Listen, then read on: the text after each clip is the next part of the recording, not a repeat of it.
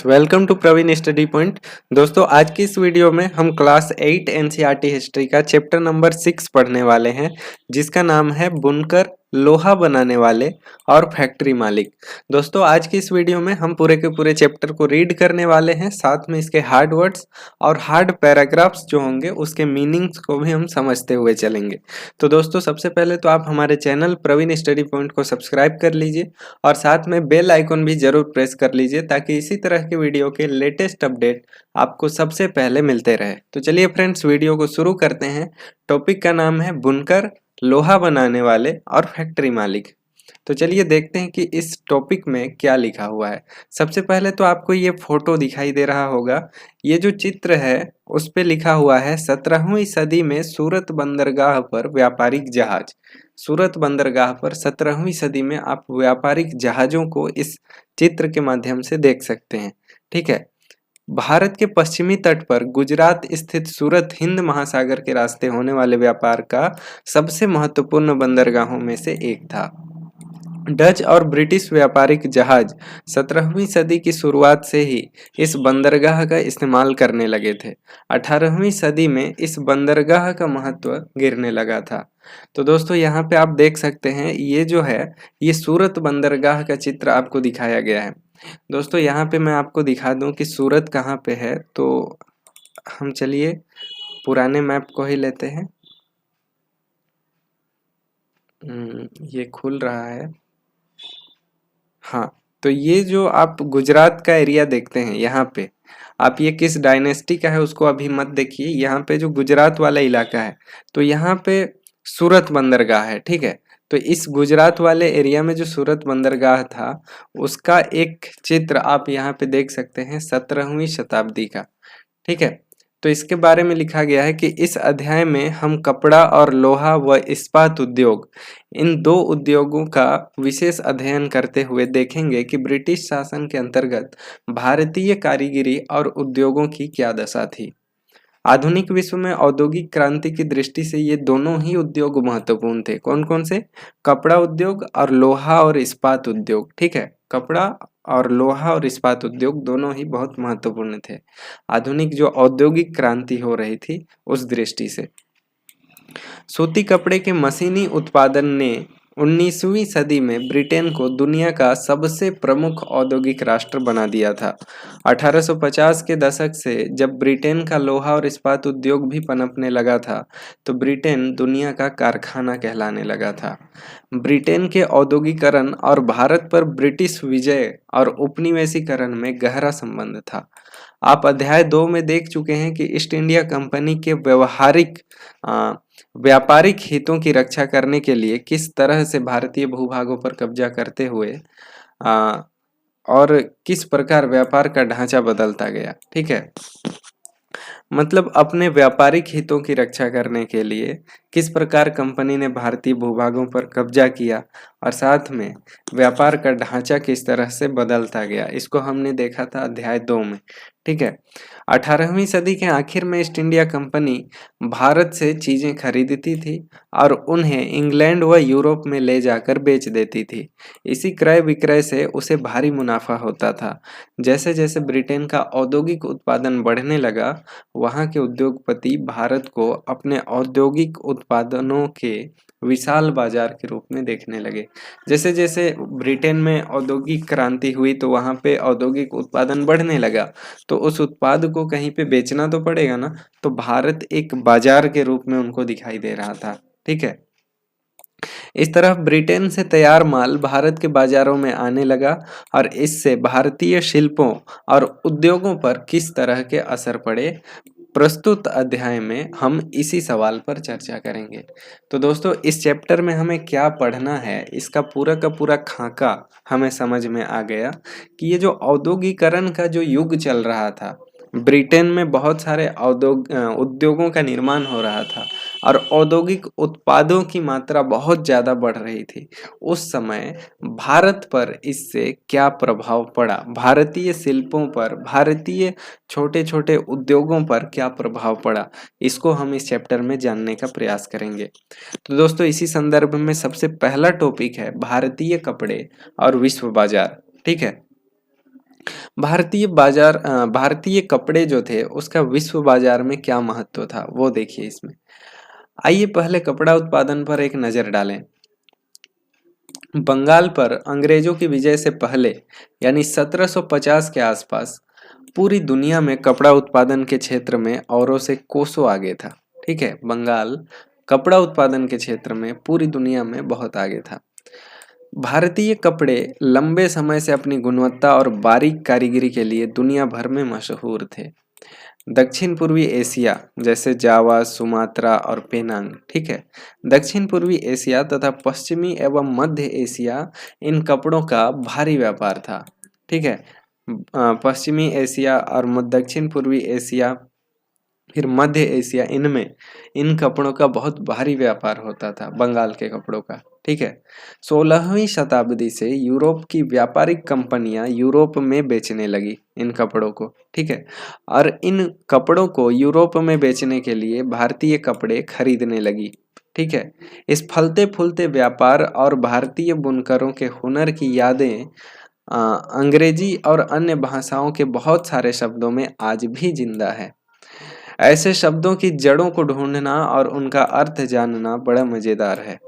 शब्दों में इतिहास छिपा है। ठीक है, शब्दों में इतिहास छिपा है। शब्दों से हमें कैसे पता चलता है कि भारतीय कपड़ों की मांग वहाँ बहुत ज़्यादा थी। ठीक है, चलिए यहाँ पे देखते हैं कि शब्दों में इतिहास कैसे छिपा होता है। यूरोप के व्यापारियों ने भारत से आया बारीक सूती कपड़ा सबसे पहले मौजूदा इराक के मोसूल शहर में अरब के व्यापारियों के पास देखा था। ठीक है, यूरोप का जो व्यापारी लोग था वो लोग सबसे पहले बारीक सूती कपड़ा जो भारत से आया था वो इराक के मोसूल शहर में देखा था। ठीक है, और इसी आधार पर वे बारीक बुनाई वाले सभी कपड़ों को मसलिन यानी कि मलमल कहने लगे। ठीक है, मसलिन कहने लगे, इस मोसूल शहर में देखा था इसलिए। और जल्दी ही यह शब्द जो है वो खूब प्रचलित हो गया। मसालों की तलाश में जब पहली बार पुर्तगाली भारत आए तो उन्होंने दक्षिण पश्चिमी भारत में केरल के तट पर कालीकट में डेरा डाला। यहाँ से वे मसालों के साथ साथ सूती कपड़ा भी ले गए। कालीकट से निकले शब्द को कैलिको कहने लगे। ठीक है, कालीकट से जो शब्द निकला उसको कैलिको कहने लगे। बाद में हर तरह के सूती कपड़ों को कैलिको ही कहा जाने लगा। ठीक है, सूती कपड़ा जितना भी है इसको कैलिको कहा जाने लगा। और जो मोसूल शहर में, इराक के मोसूल शहर में यूरोप के जो भी व्यापारी उस कपड़ा को देखे थे जो भारत के बारीक बुनाई से बना हुआ था, बारीक सूती कपड़ा, उसको मलमल कहा जाने लगा। ठीक है, ऐसे बहुत सारे शब्द हैं जो पश्चिमी बाजारों में भारतीय कपड़ों की लोकप्रियता की कहानी कहते हैं। चित्र 3 में आप एक ऑर्डर बुक का पन्ना देख सकते हैं जिसे 1730 में ब्रिटिश ईस्ट इंडिया कंपनी ने कलकत्ता स्थित अपने नुमाइंदों के पास भेजा था। बही के मुताबिक उस साल कपड़े के 5,89,000 थानों का ऑर्डर मिला था। यदि आप इसी बही के पन्ने को पलटते हैं, इसी बही के पन्नों को पलटते तो आपको पता चलता कि उसमें सूती और रेशमी कपड़े की 98 किस्म का जिक्र किया गया है। यूरोपीय व्यापारी उन्हें पीस गुड्स कहते थे और आमतौर पर 20 गज लंबा और 1 गज चौड़ा थान होता था। ठीक है, यहाँ पे आपको दिया गया है ये पूरा का पूरा दस्तावेज। ठीक है, इसमें आपको पूरा यहाँ पे लिस्ट दिया गया है जितना भी वहाँ पे मंगाया गया था उसका। यहाँ पे देखिए क्या है, गौर से देखें। बही में किस तरह एक एक चीज़ की कीमत लंदन में ही तय कर दी गई थी। ये सामान मंगाने के लिए कंपनी को 2 साल पहले ऑर्डर देने पड़ते थे, और क्योंकि ऑर्डर को भारत भेजने, जरूरी कपड़े बनवाने और उन्हें वापस भिजवाने में इतना समय तो लग ही जाता था। और जब कपड़े के थान लंदन पहुंच जाते थे तो उन्हें नीलामी के जरिए बेच दिया जाता था। ठीक है, आइए अब इसी बही में दी गई विभिन्न किस्मों के नामों को देखें। थोक में जिन कपड़ों का ऑर्डर दिया गया था उनमें छापेदार सूती कपड़े भी शामिल थे। उन्हें ये व्यापारी सिंटज या फिर कोसा या खस्सा और बांडाना कहते थे, ठीक है, बंडाना कहते थे। क्या आप जानते हैं कि अंग्रेजी का सिंट जी शब्द कहाँ से आया है? जी हाँ, यह हिंदी के छिंट शब्द से निकला है। हमारे यहाँ छिंट रंगीन फूल पत्तियों वाले छोटे छापे के कपड़े को कहा जाता है। 1680 के दशक तक इंग्लैंड और यूरोप में छापेदार भारतीय सूती कपड़े की जबरदस्त मांग पैदा हो गई थी। आकर्षक फूल पत्तियों, बारीक रेशे और सस्ती कीमत की वजह से भारतीय कपड़े का एक अलग ही रुतबा था। इंग्लैंड के रईस ही नहीं बल्कि खुद महारानी भी भारतीय कपड़ों से बने परिधान पहनती थी। बंडाना शब्द का इस्तेमाल गले या सिर पर पहनने वाले चटक रंग के छापेदार गुलूबंद के लिए किया जाता था। यह शब्द हिंदी के बांधना शब्द से निकला है और इस श्रेणी में चटक रंगों वाली ऐसी बहुत सारी किस्म के कपड़े आते थे जिन्हें बांधने और रंगसाजी की विधियों से बनाया जाता था। वही में कई दूसरी तरह की कपड़ों का भी जिक्र है जिनका नाम उनके जन्म स्थान के अनुसार लिखा गया है। एक है कासिम बाजार, दूसरा पटना, कोलकाता, उड़ीसा, चारपुर आदि। इन शब्दों के व्यापक प्रयोग से पता चलता है कि दुनिया के विभिन्न भागों में भारतीय कपड़े कितने मशहूर हो चुके थे। नेक्स्ट टॉपिक है यूरोपीय बाजारों में भारतीय कपड़ा। 18वीं सदी की शुरुआत तक आते आते भारतीय कपड़े की लोकप्रियता से बेचैन इंग्लैंड ने ऊन व रेशम निर्माता भारतीय कपड़ों के आयात का विरोध करने लगे। ठीक है, 18वीं सदी की शुरुआत तक आते आते भारतीय कपड़ों की इतनी लोकप्रियता थी कि इंग्लैंड के व्यापारी बेचैन हो गए और इंग्लैंड में जो ऊन व रेशम निर्माता थे वे भारतीय कपड़ों के आयात का विरोध करने लगे कि आयात नहीं होना चाहिए, क्योंकि उनका वहां पे व्यापार चल ही नहीं रहा था। इसी दबाव के कारण 1720 में ब्रिटिश सरकार ने इंग्लैंड में छापेदार सूती कपड़े छींट के इस्तेमाल पर पाबंदी लगा दी 1720 में। और इसलिए पाबंदी लगाने के लिए एक कानून पारित किया और संयोगवश इस कानून को कैलिको अधिनियम कहा जाता था। कैलिको अधिनियम, ठीक है। उस समय इंग्लैंड में नए नए कपड़ा कारखाने खोल रहे थे और भारतीय कपड़ों के सामने लाचार अंग्रेज कपड़ा उत्पादक अपने देश में भारतीय कपड़ों के प्रवेश पर पूरी पाबंदी चाहते थे ताकि पूरे इंग्लैंड में केवल उन्हीं का कपड़ा बिके। इस क्रम में इंग्लैंड की सरकार ने सबसे पहले कैलिको छपाई उद्योग को ही सरकारी संरक्षण में विकसित किया। अब सफेद मलमल या बिना मांड वाले कोरे भारतीय कपड़े पर इंग्लैंड में ही भारतीय डिजाइन छापे जाने लगे। ठीक है, यहाँ पे एक पैराग्राफ पढ़ लेते हैं, उसके बाद यहाँ पे एक वर्ड को पढ़ेंगे। भारतीय कपड़ों के साथ इस होड़ की वजह से इंग्लैंड में तकनीकी सुधारों की जरूरत दिखाई देने लगी। 1764 में जॉन के ने स्पिनिंग जेनी का आविष्कार किया। अब स्पिनिंग जेनी किया है तो यहाँ पे आप देख सकते हैं स्पिनिंग जेनी एक ऐसी मशीन जिससे एक कामगार एक साथ कई तकलियों पर काम कर सकता था और जब पहिया घूमता था तो सारी तकलियां घूमने लगती थी। ठीक है, इसको स्पिनिंग जेनी कहा जाता था। ये एक मशीन है जिससे परंपरागत तकलियों की उत्पादकता काफी बढ़ गई और 1786 में रिचर्ड आर्कराइट ने वास्प इंजन का आविष्कार किया जिससे सूती कपड़े की बुनाई को क्रांतिकारी रूप में बदल दिया। ठीक है, रिचर्ड आर्कराइट जो है इसको हम लोग मार्क कर लेते हैं। रिचर्ड आर्कराइट 1786, रिचर्ड आर्कराइट, इसने क्या किया था? इसने वास्प इंजन का आविष्कार किया जिससे सूती कपड़े की बुनाई में क्रांतिकारी रूप से परिवर्तन आ गया। अब बहुत सारा कपड़ा बेहद कम कीमत पर तैयार किया जा सकता था इंग्लैंड में। इसके बावजूद दुनिया के बाजारों में भारतीय कपड़े का दबदबा 18वीं सदी के आखिर तक बना रहा। डच, फ्रेंच, ब्रिटिश और अन्य यूरोपीय व्यापारिक कंपनियों ने इस व्यापार से बेहिसाब मुनाफा कमाया। ये कंपनियां भारत आकर चांदी के बदले सूती और रेशमी कपड़े खरीदती थी। परंतु जैसा कि आप जानते हैं, जब इंग्लिश ईस्ट इंडिया कंपनी को बंगाल की राजनीतिक सत्ता मिल गई तो उसे भारतीय चीजें खरीदने के लिए चांदी मंगाने की जरूरत नहीं रही। इसके बाद तो ईस्ट इंडिया कंपनी भारत में ही किसानों और जमींदारों से राजस्व इकट्ठा करके उस पैसे से कपड़ा खरीदने लगी और उसका व्यापार करने लगी अपने देश में। ठीक है, यहाँ पे आपको एक मैप दिया गया है। इसमें यहाँ पे देखें तो सफ़ेद स्टार से दिखाया गया है। चेक और धारीदार कपड़े कहाँ बनते थे, इससे दिखाया गया है। सींड्ज कहाँ बनते थे, यानी छापेदार फूल पत्ती वाले छापे। उसके बाद सिल्क यानी ट्रायंगल से दिखाया गया है। तो आप देख सकते हैं कि कहाँ कहाँ बनते थे ये सब। ठीक है, 18वीं सदी के आखिर में बुनाई के मुख्य केंद्र कहाँ कहाँ थे, ये पूरा का पूरा दिखाया गया। आप चाहे तो इसको स्क्रीनशॉट ले सकते हैं। इसको थोड़ा सा मैं छोटा कर देता हूँ। यहाँ पे स्क्रीनशॉट आप इस तरह से इसको भी ले सकते हैं। नेक्स्ट हम पढ़ेंगे दोस्तों बुनकर कौन थे। ठीक है, बुनकर बुनकर आमतौर पर बुनाई का काम करने वाले समुदाय के ही कारीगर होते थे। वे पीढ़ी दर पीढ़ी इस हुनर को आगे बढ़ाते थे। बंगाल के तांती, उत्तर भारत के जुल्लाहे या मोमीन। ठीक है, बंगाल के कौन लोग बुनकरी करते थे, तो बंगाल के तांती, और उत्तर भारत में जुल्लाहे। ठीक है, जुलाहे और मोमिन ये लोग बुनकर होते थे।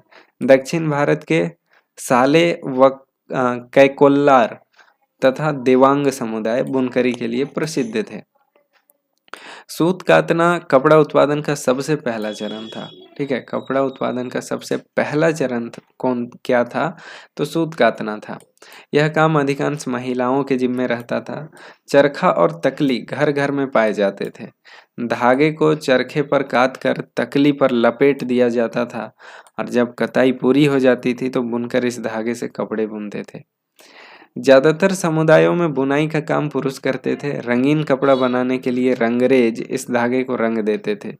छपाईदार कपड़ा बनाने के लिए बुनकरों को चिप्पीगार नामक माहिर कारीगरों की जरूरत होती थी, जो ठप्पे से छपाई करते थे और हथकरघों पर होने वाली बुनाई और उससे जुड़े व्यवसायों से लाखों भारतीयों की रोजी रोटी चलती थी। ठीक है, नेक्स्ट टॉपिक है दोस्तों भारतीय कपड़े का पतन। अब इसका पतन कैसे हुआ। ब्रिटेन में सूती कपड़ा उद्योग के विकास से भारतीय कपड़ा उत्पादकों पर कई तरह से असर पड़े। पहला असर पड़ा, अब भारतीय कपड़े को यूरोप और अमेरिका के बाजारों में ब्रिटिश उद्योगों के बने कपड़ों से मुकाबला करना पड़ता था। एक तो ये महंगा हो गया, ब्रिटेन से जो कपड़ा बनता था वो सस्ती कीमत पे बनता था। ठीक है, दूसरा परेशानी क्या था कि भारत से इंग्लैंड को कपड़े के निर्यात मुश्किल होता गया। ठीक है, भारत से इंग्लैंड को कपड़े का निर्यात मुश्किल होता जा रहा था क्योंकि ब्रिटिश सरकार ने भारत से आने वाले कपड़े पर भारी सीमा शुल्क थोप दिए थे। ठीक है, इसलिए यहाँ से जो कपड़ा बाहर जा रहा था उसका दाम ऑटोमेटिक बढ़ जा रहा था क्योंकि सीमा शुल्क बहुत ज़्यादा था। इसीलिए क्या था कि इंटरनेशनल मार्केट में भारतीय कपड़े महंगे होने लगे, जिससे इनका पतन शुरू हो गया। ठीक है, इंग्लैंड में बने सूती कपड़े ने 19वीं सदी की शुरुआत तक भारतीय कपड़े को अफ्रीका, अमेरिका और यूरोप के परंपरागत बाजारों से बाहर कर दिया। 19वीं सदी तक इंटरनेशनल मार्केट में भारत का कपड़ा बिकने नहीं लगा। ठीक है, इसकी वजह से हमारे यहाँ के हजारों बुनकर बेरोजगार हो गए और सबसे बुरी मार बंगाल के बुनकरों पर पड़ी।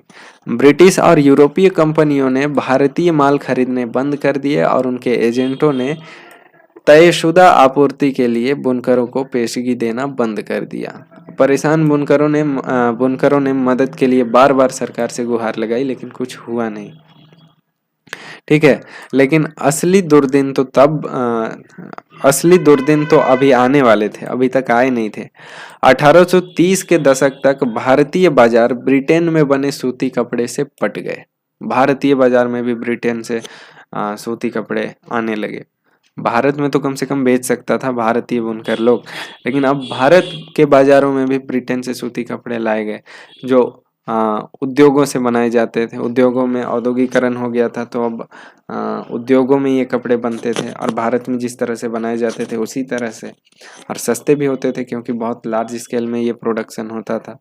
ठीक है, नेक्स्ट देखिए, दरअसल 1880 के दशक तक स्थिति यह हो गई थी कि भारत के लोग जितना सूती कपड़ा बना पहनते थे, उसमें से 2/3 ब्रिटेन का बना होता था।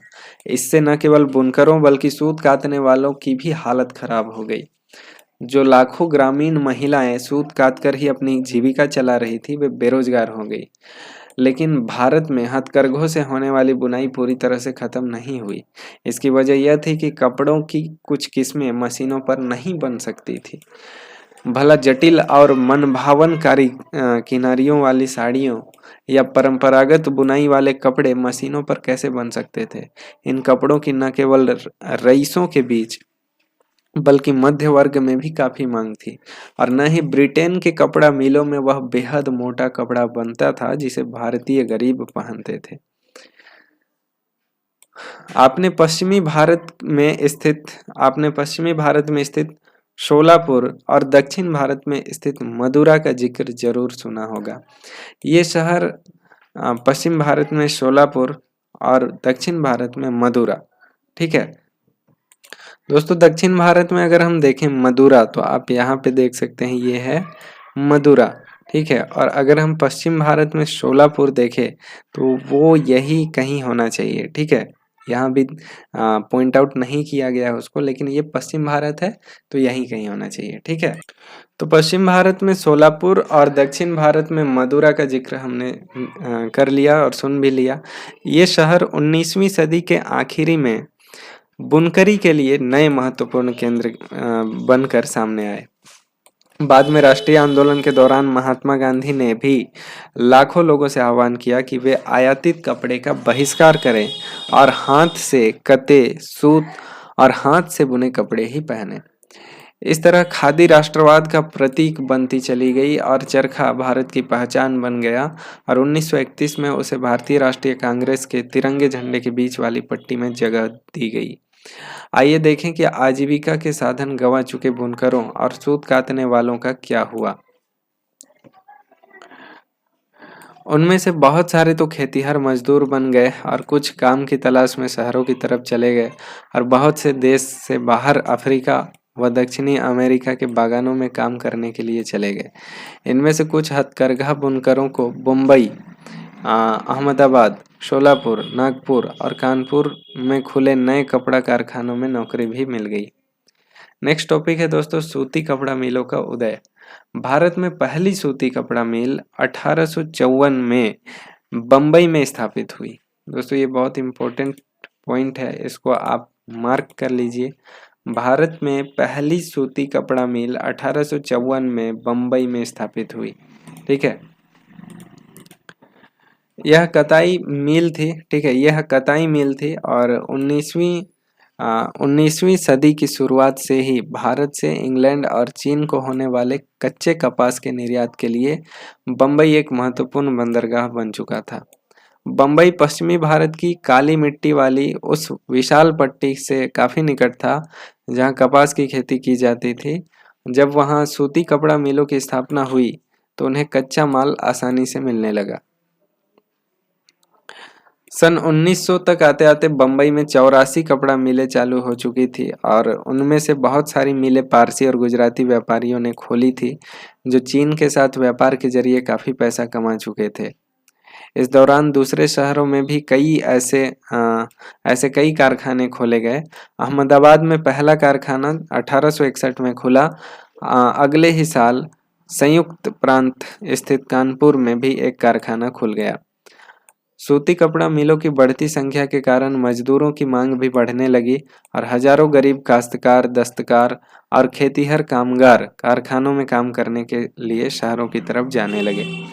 प्रारंभिक कुछ दशकों के दौरान भारतीय कपड़ा कारखानों को बहुत सारी समस्याओं से जूझना पड़ा।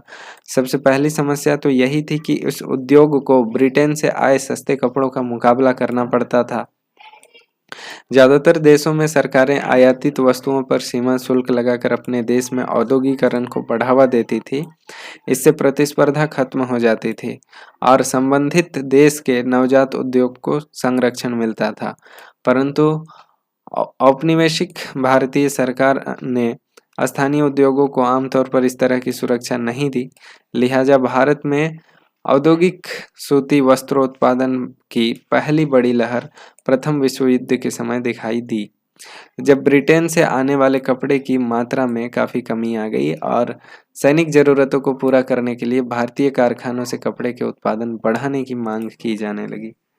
तो दोस्तों सबसे पहला कपड़ा कारखाना 1854 में बम्बई में खुलता है। उसके बाद ये कारखाने खुलने का सिलसिला चलता रहता है। 1900 तक आते आते बम्बई में लगभग 84 कपड़ा मिलें चालू हो चुकी थी। ठीक है, इसी बीच हम देखते हैं 1861 में जो कारखाना है वो संयुक्त प्रांत स्थित कानपुर में भी खुल जाता है और कई जगह खुल जाता है। ठीक है, लेकिन शुरुआती समय में जो कारखाने खुल रहे थे उनको कई मुश्किलों का सामना करना पड़ रहा था। अक्सर होता क्या है कि जब किसी देश में इस तरह के नए नए कारखाने खुलते हैं तो वहाँ के शासक द्वारा उसको संरक्षण दिया जाता है कि बाहर से जो उस तरह के प्रोडक्ट्स मार्केट में आ रहे हैं उस देश के, उस पर आयात टैक्स लगाया जाता है। तो वो जो कपड़े हैं अपने देश में आते आते वो महंगे हो जाते हैं। तो जो यहाँ फैक्ट्री से निकल रहा है कपड़ा उससे ज़्यादा महंगा होता है तो वो बिकता नहीं है। तो इससे फैक्ट्रियों को सुरक्षा मिलती है।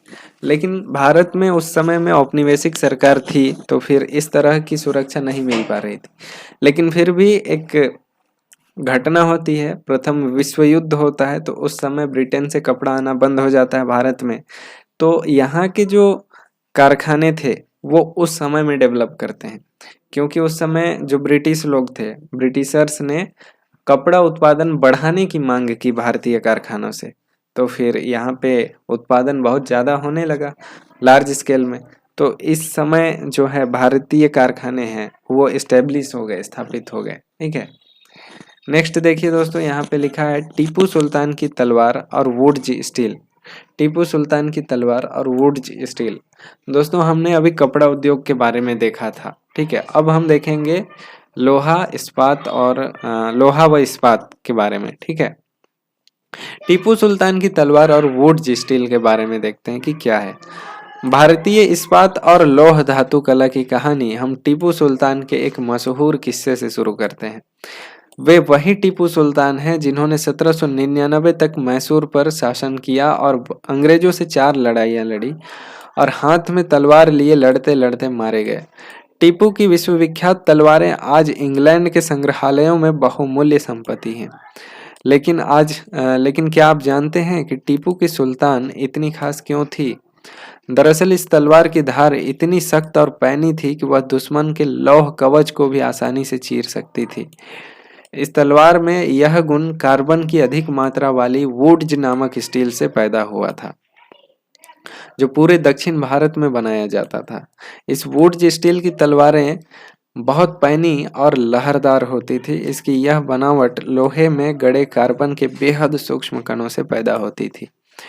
टीपू सुल्तान की मृत्यु के बाद 1800 में मैसूर की यात्रा करने वाले फ्रांसीसी बुकानन ने इस बात का ब्यौरा दिया कि मैसूर की सैकड़ों प्रगलन भट्टियों में वुड्स स्टील किस तरह बनाया जाता है। इन भट्टियों में लोहे को काठ कोयले के साथ मिलाकर मिट्टी की छोटी छोटी हांडियों में रख दिया जाता है और तापमान के जटिल उतार चढ़ावों को नियंत्रित करते हुए प्रगलक इस्पात की सिल्लियां तैयार कर लेते थे। ठीक है, जिनका न केवल भारत बल्कि पश्चिमी और मध्य एशिया में भी तलवार बनाने के लिए इस्तेमाल किया जाता था। वुड्स असल में कन्नड़ शब्द उक्कू, तेलुगु शब्द हुक्कू और तमिल व मलयालम शब्द उरुक्कू यानी स्टील का ही बिगड़ा हुआ अंग्रेजी रूप है। ठीक है, तो ये वुड जो है वो कन्नड़ शब्द उक्कू, तेलुगु शब्द हुक्कू और तमिल व मलयालम शब्द उरुक्कू से मिलके बना हुआ है। ठीक है तो फिर नेक्स्ट है, भारतीय वुड्स स्टील ने यूरोपीय वैज्ञानिकों को काफ़ी आकर्षित किया और विश्वविख्यात वैज्ञानिक व बिजली व विद्युत चुंबकत्व का आविष्कार करने वाले माइकल फैराडे ने भारतीय वुड्स स्टील की विशेषताओं का 4 साल तक अध्ययन किया। ठीक है, 1818 से 22 तक। परंतु दक्षिण भारत में इतनी प्रचलित वुड्स स्टील निर्माण प्रक्रिया 19वीं सदी के मध्य तक आते आते पूरी तरह लुप्त हो चुकी थी। क्या आप बता सकते हैं कि ऐसा क्यों हुआ? भारत पर अंग्रेजों की जीत के साथ जीत के साथ ही यहाँ का तलवार और हथियार उद्योग समाप्त हो गया और भारतीय कारीगरों द्वारा बनाए गए लोहे व इस्पात का स्थान इंग्लैंड से आए लोहे व इस्पात ने ले लिया। ये क्यों हुआ, कैसे हुआ? गांवों की उजड़ी भट्ठियां, यहाँ की भट्ठियां कैसे उजड़ गई वो देखिए। वुड स्टील उत्पादन के लिए लोहे की परिशोधन की बेहद परिष्कृत तकनीक बहुत जरूरी होती थी, ठीक है। परंतु भारत में 19वीं सदी के अंत तक लोहे का प्रगलन एक सामान्य गतिविधि थी। खास तौर से बिहार और मध्य प्रदेश में हर एक जिले में ऐसे प्रगलक कारीगर थे जो लोहा बनाने के लिए लौह अयस्क के स्थानीय भंडारों का इस्तेमाल किया करते थे और इसी लोहे से कारखाने में दैनिक इस्तेमाल के औजार और साधन बनाए जाते थे। ज्यादातर भट्ठियां मिट्टी और धूप में सुखाई गई ईंटों से बनी होती थी। प्रगलन का काम पुरुष करते थे जबकि महिलाएं धोकनी चलाती थी। वे कोयले को लगातार दहकाने के लिए हवा फेंकती रहती थी, ठीक है। 19वीं सदी के अंत तक आते आते लोहे के प्रगलन का हुनर खत्म होने लगा। ज्यादातर गांवों में भट्टियां ठंडी पड़ चुकी थी और लोहे का उत्पादन गिरता जा रहा था। ऐसा क्यों हुआ? इसकी एक वजह तो यह थी कि वन कानून, ठीक है, जिनके बारे में आप अध्याय 4 में पढ़ चुके हैं। जब औपनिवेशिक सरकार ने आरक्षित वनों में लोगों के प्रवेश पर पाबंदी लगा दी तो लोहा बनाने वालों को कोयले के लिए भला लकड़ी कहाँ से मिलती और लौह अयस्क भी वे कहाँ से ला सकते थे। वन कानूनों को नज़रअंदाज करते हुए वे अक्सर चोरी छुपे जंगलों में जाकर लकड़ी इकट्ठा कर लाते थे, परंतु लंबे समय तक केवल इसी तरह का अपना कारोबार जारी नहीं रख सकते थे, इसी तरह का काम करके। लिहाजा बहुत सारे कारीगरों ने यह पेशा छोड़ दिया और वे आजीविका के दूसरे साधन ढूंढने लगे।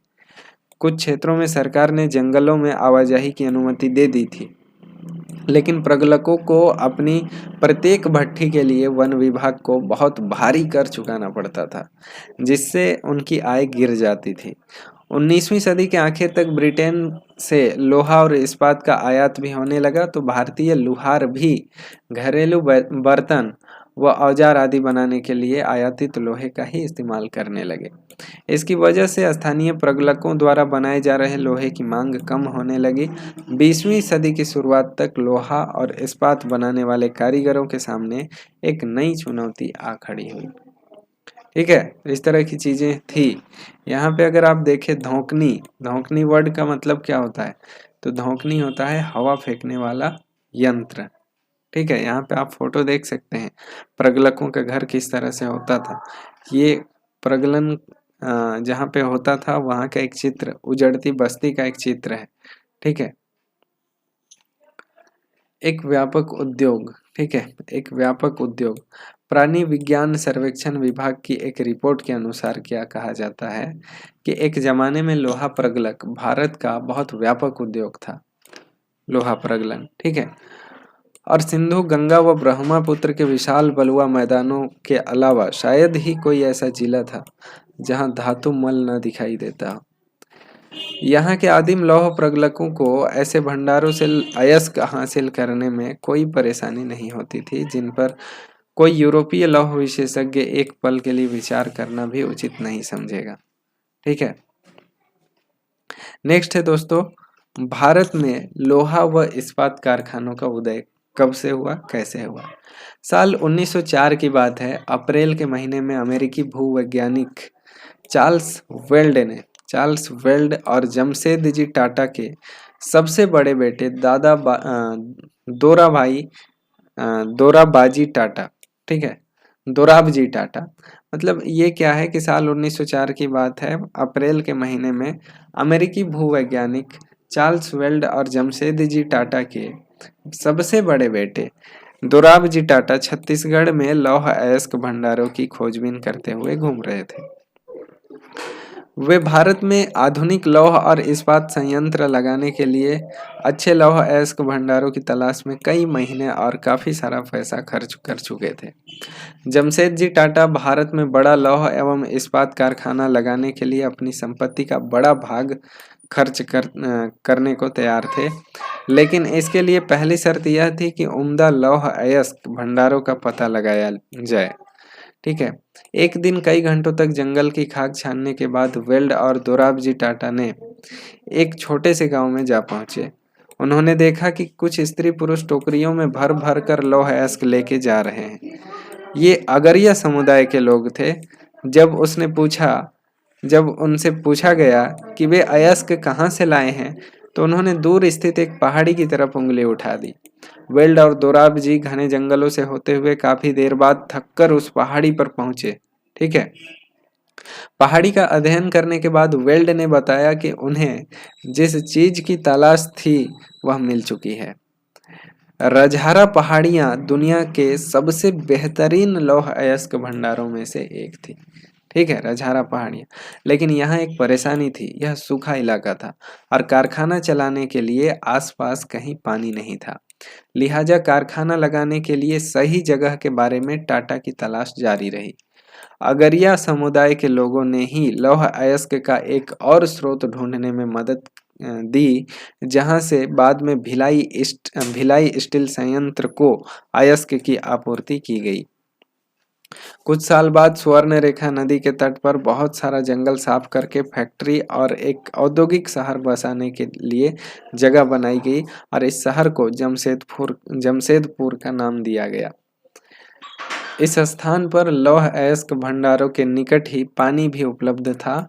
यहाँ Tata iron and steel company TISCO की स्थापना हुई, जिसमें 1912 से स्टील का उत्पादन होने लगा। टिस्को की स्थापना बहुत सही समय पर हुई थी। 19वीं सदी में भारत आमतौर पर ब्रिटेन में बने स्टील का आयात कर रहा था। भारत में रेलवे का विस्तार की वजह से ब्रिटेन में बनी पटरियों की यहाँ भारी मांग थी और काफ़ी समय तक भारतीय रेलवे से जुड़े अंग्रेज विशेषज्ञ यह मानने को तैयार नहीं थे कि भारत में ही श्रेष्ठ इस्पात निर्माण संभव है। इसलिए वे ब्रिटेन से ही पटरियां बनाने के लिए लोहा मंगाते थे। ठीक है। जब तक टिस्को की स्थापना हुई, हालात बदलने लगे। 1914 में पहला विश्व युद्ध शुरू हो गया और ब्रिटेन में बनने वाले इस्पात को यूरोप में युद्ध संबंधी आवश्यकताओं की पूर्ति के लिए झोंक दिया गया। इस तरफ भारत आने वाले ब्रिटिश स्टील की मात्रा में भारी गिरावट आई और रेल की पटरियों के लिए भारतीय रेलवे टिस्को पर आश्रित हो गया। ठीक है।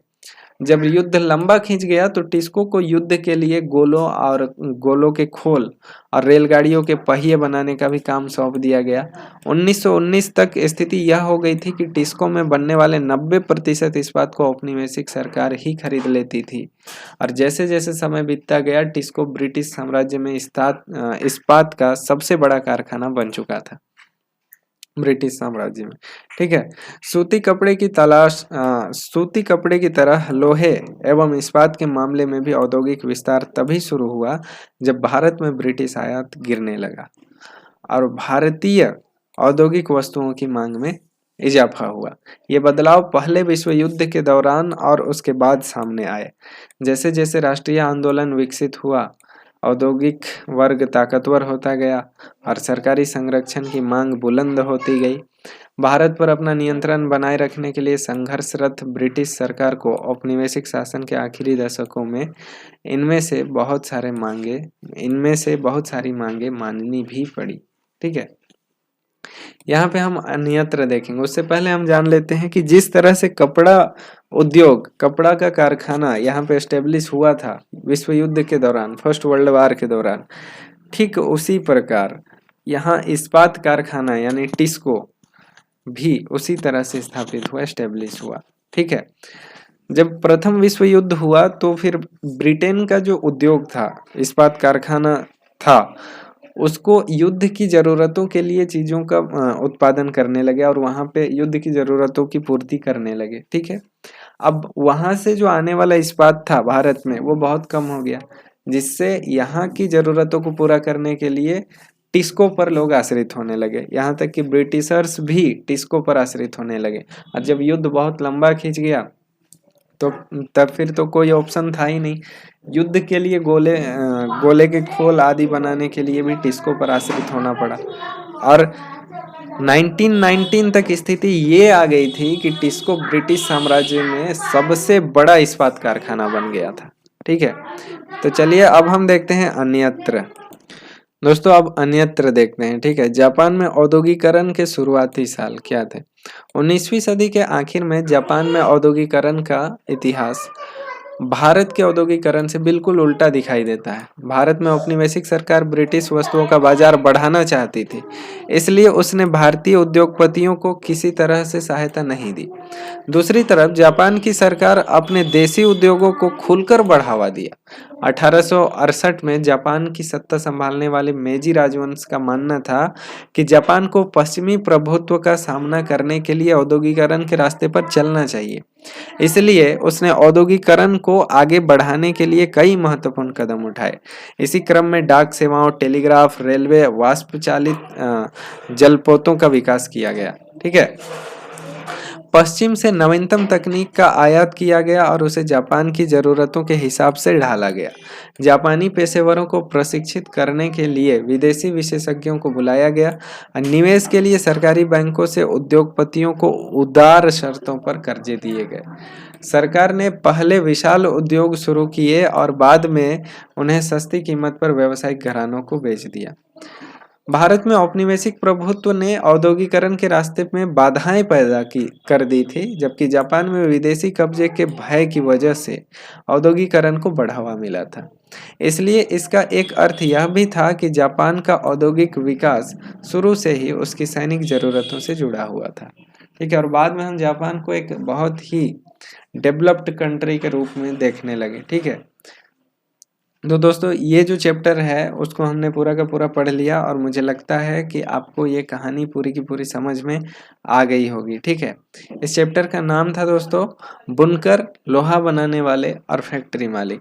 इनके साथ औपनिवेशिक साम्राज्य में क्या होता है, औपनिवेशिक समय में भारत जब ब्रिटेन का उपनिवेश था उस समय में इनके साथ क्या होता है ये हमने देखा। किस तरह से बुनकरों का जो बुनकरी है काम है वो शुरू में भारतीय बुनकरों का डिमांड कितना ज़्यादा था, इंटरनेशनल मार्केट में इनके कपड़े किस तरह से बिकते थे। बाद में ये जो पूरा का पूरा स्ट्रक्चर है किस तरह से पतन की ओर चला गया। फिर फर्स्ट वर्ल्ड वार के दौरान हम देखते हैं कि ये चीज़ें फिर से स्टेब्लिश हुई। ठीक है, तो इस तरह से सेम चीज़ हम लोहा व इस्पात बनाने वाले कारखानों में भी देखते हैं। और 1912 में टिस्को की स्थापना और 1919 तक इसके ब्रिटिश भारत में सबसे बड़े इस्पात कारखाने के रूप में स्थापित होना इस बात का गवाह है कि फर्स्ट वर्ल्ड वार भारतीय कारखानों के लिए एक बहुत ही बढ़िया समय उभरने का साबित हुआ। ठीक है, तो दोस्तों ये जो चैप्टर है वो पूरी तरह से कंप्लीट होता है। इसी तरह के नेक्स्ट वीडियो में मिलते हैं आपके साथ, तब तक के लिए धन्यवाद। जय हिंद।